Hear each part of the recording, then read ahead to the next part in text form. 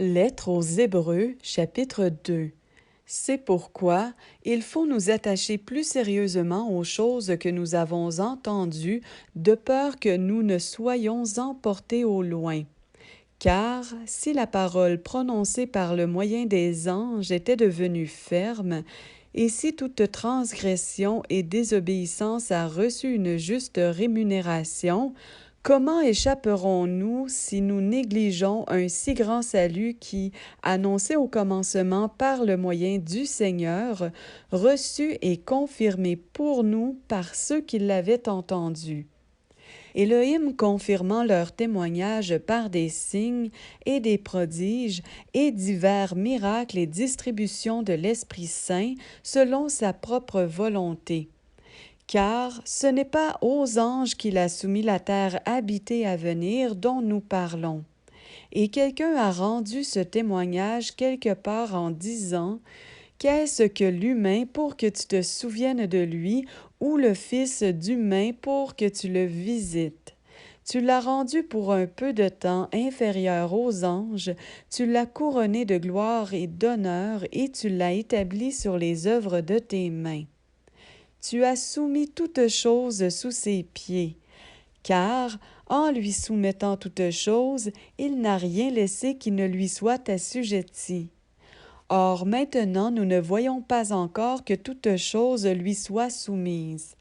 Mais celui qui a été rendu pour un peu de temps inférieur aux anges, Yahushua, nous le voyons couronné de gloire et d'honneur à cause de la mort qu'il a soufferte, afin que, par la grâce d'Élohim, il goûtât la mort pour tout le monde.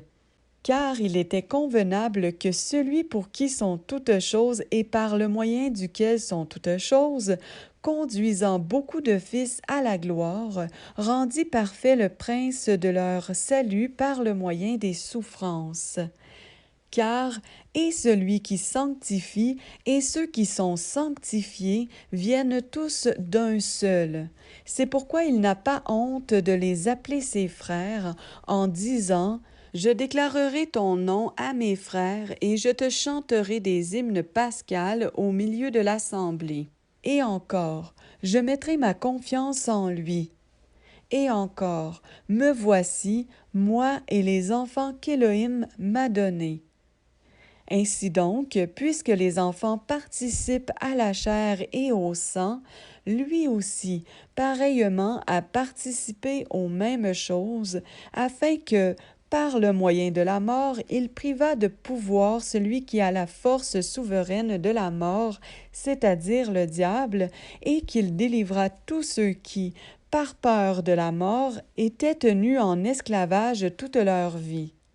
Car ce ne sont pas les anges qu'il prend véritablement en charge, mais il prend en charge la postérité d'Abraham.